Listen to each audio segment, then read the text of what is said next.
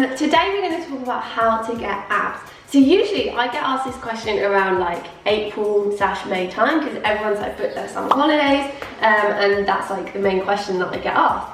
But I've had loads of questions in January. So either you've booked your holidays for like March, or you want to get a six-pack when you go skiing. I don't know, I'm not going to question it. Or you want a really long-term approach, which is a good thing. But I'm going to talk about it. I'm going to talk about the training and nutrition. I will say, like, if you have had like a history of disordered eating, or you are recovering from an eating disorder, just keep going with your recovery. This really will hold you back and you probably won't get abs, so it's not like useful for you guys. But if you do want to get abs, I will say like two more things. It doesn't actually define anything about you, or even like your athletic capabilities. Like, I've trained with guys who are not really that defined, they're not ripped, they don't have a six-pack, but my God, are they impressive. I saw this guy and he was literally like a jumping bean. Like, he would lie down flat on the floor and then do a back somersault from the floor, like lying down. Is that the guy we saw on Instagram? Yeah. Insane, like I still don't know if I believe that he's real. I feel like he's just got springs, like just implanted springs like the whole way down his body. It's amazing. Even happiness, like it might be like a very short-term fix to happiness, but really personally for me that came from changing my whole mindset rather than just changing an aspect, a physical aspect about me. But I am going to talk about how to get abs in a way that will keep you happy and also healthy, and a way that can like make sure you're still eating lots and lots of food. So I'm going to break it down into training and then nutrition. So the key step to any kind of visible muscle definition is having a reduced body fat. I wish that I could tell you that you could spot reduce fat, which means that you can target fat loss in a particular area, but you can't. And there's loads and loads of papers that support this. They've had guys that work out just like their right arm or like their right leg. There's just no difference. I wish you could. I tried so many years, just like, because for me, I store my fat like in my lower back and also inner thighs. So honestly, guys, I will not lie. I had ankle weights, I was doing like the inner thigh workout, I was doing like lower back exercises. It did not work. Because you're genetically predisposed to storing fat in certain areas. I'm sorry if I'm breaking the news.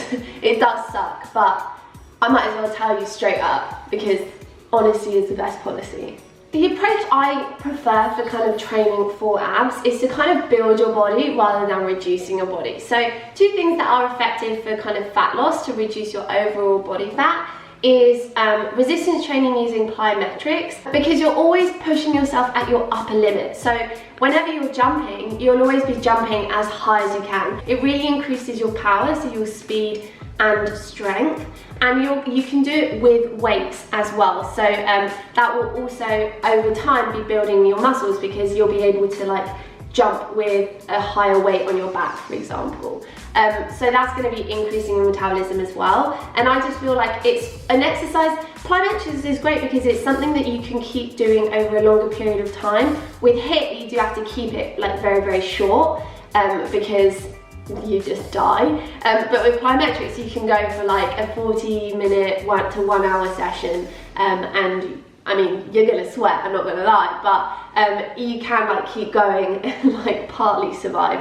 And then the second one is HIIT. So HIIT, high intensity interval training, where you'll be doing like, for example, 30 seconds on, 30 seconds off. You're gonna be going max out, literally max out, and then rest. I literally like to just sit down or lie down or like die for 30 seconds and then get back up and do my exercise, because I want to make sure that there's a real difference in how like my rest period compared to my exercise period. So that's where the like intervals come from. And again, if you do it like really, really hard, then the maximum you can do is probably 20 minutes. Otherwise, you're gonna be turning it into like medium state cardio. That's what I would recommend. And I also wouldn't recommend doing it for more than 2 sessions a week, honestly, because true HIIT takes so much out of you. Like, honestly, I've tried to do it like more than twice a week. It just takes it so much out of you, and if you keep going for like a few weeks, you'll end up just feeling really tired and like demotivated and not really like wanting to train that much. So I wouldn't really recommend doing it more than twice a week. And I want this to be like a fun process. That's the best way to kind of stay motivated, is to keep it like fresh, enjoyable, and then also like effective. So the idea here is to kind of increase your metabolism rather than reducing your metabolism. If you are really interested in that, then I do have a video about it, and I'll link you guys to it, all about the different parts of it, and how you can like increase it as well, which is really important, because I feel like increasing your metabolism is a good thing, because it means you're going to eat more food, and who doesn't love food? I just had like 2 bowls of cereal, so because when I finish filming this video I'm probably going to have more food, so I'm probably going to have some bagels. I've had like my 2 bowls of cereal, I'm over that. So once you kind of address the area of like reducing your body fat, I also recommend like building the ab muscles that are under there, you know? And I would do that via hypertrophy training, so increasing the muscular size with a weight that you can only really do for 8 to 12 reps for about 3 to 5 sets per exercise. Also, what's nice is that if you build your muscle, you don't actually have to go to quite such a low body fat in order to see them, which is kind of nice. That's kind of what I do, because yeah, back to food again. Yeah, you like food. Yeah, back to food. I just saw some food over there and I just got massively distracted. But yeah, I used to think that I could just do like 1,000,000 crunches, and like, believe me, I think I may have actually done 1,000,000, because for 3 years I was doing like 1,000 sit-ups a day. What? I was very obsessed with this like phase of mine. Wow, so you actually might have done 1,000,000 crunches. I may have actually done 1,000,000 crunches, but guys, I did 1,000,000 crunches and I still didn't get abs. Like, that should... But I feel like after a year I should have realised that, you know, maybe something wasn't wrong, but I just kept going for 2 years. So yeah, crunches are, I mean, they're good because they build on your muscular endurance, don't get me wrong, but we're engaging our ab muscles all the time. Like, even me sitting down, my abs are working. So our muscular endurance in our abs is phenomenal. We would literally just turn to flop if turn to flop. Turn to flop. We would just like... Can you show that? So they're always engaged, apart from when we're asleep or lying down. So the real trick to actually getting visible abs is actually having abs that actually have more size. There are papers also that suggest that crunches aren't the most effective exercises to build abdominal muscles, but there are a few exercises you can do, and I've shown you here a few. So the first one is Bosu ball crunches.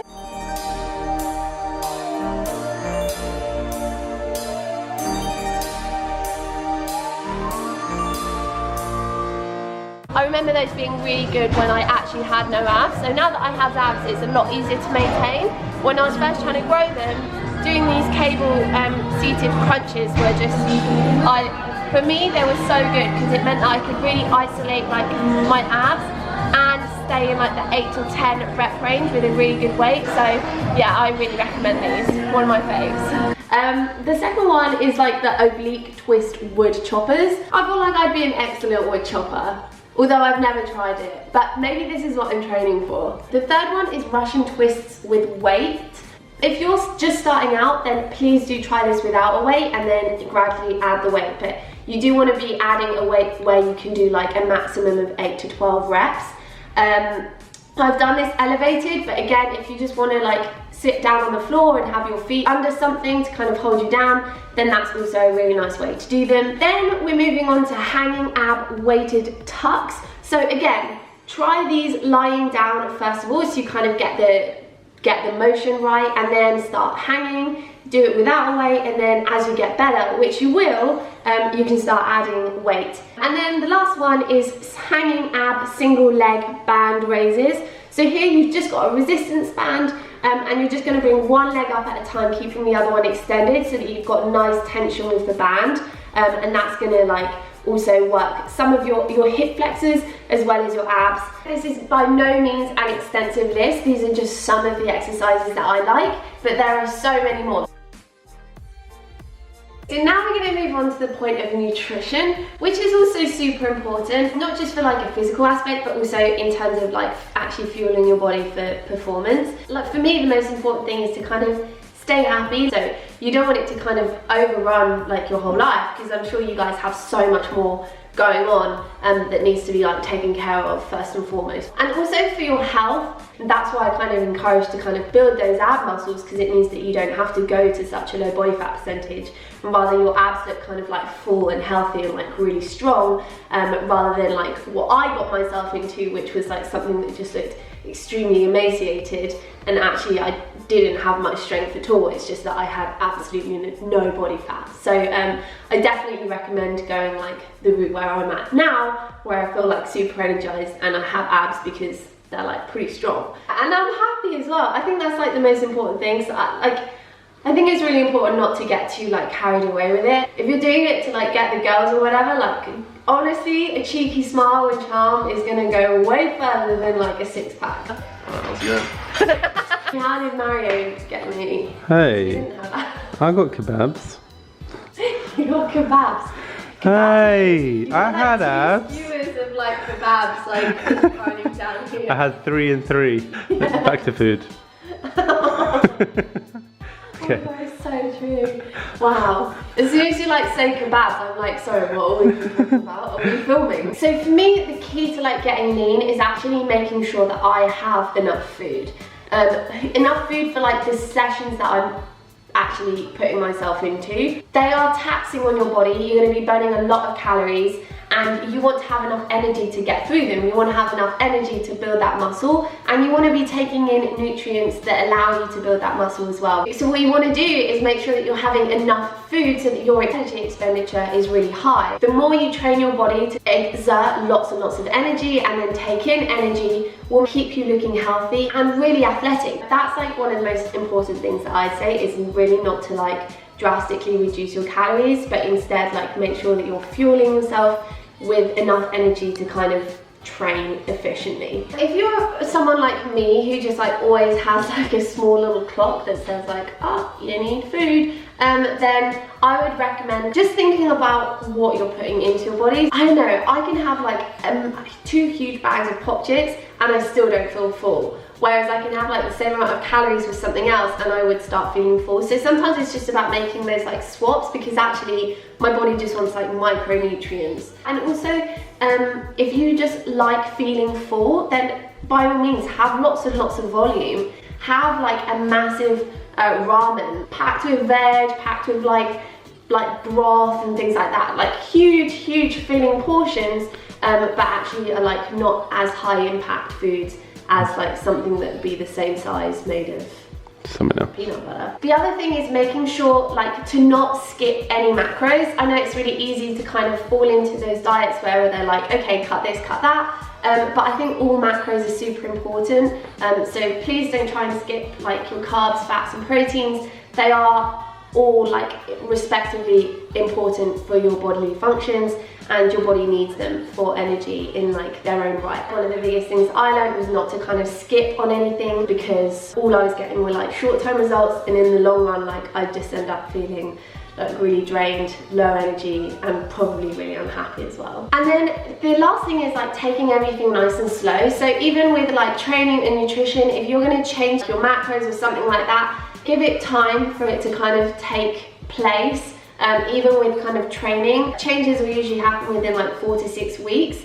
So that's kind of like the rate I would expect things to change at. If it happens any quicker, it's probably because I've done something a little bit too drastic, and that's kind of not what I look for. If you are interested in like learning about your macros and what macros might be best for you, then have a look at macronutrientcalculator.com. You just input like your stats and then also how often you train. So if you do want to lose a little bit of body fat, I never recommend going faster than 0.25 kilograms a week, because they give you a list of options of how fast you want to go, and I think like the others are a little bit too fast. So the process is nice and steady and the results last for a really long time. So yeah, that's what I'd recommend. I managed to hit 100k on Instagram as well, guys, so if you are interested in the giveaway, which will be like £300 for you and your friend to go towards like training or whatever. But yeah, I just thought it'd be like nice, and it's just a thank you from me for following me and supporting me, and honestly like it means so much. And I'll see you guys very soon in the next video. Bye!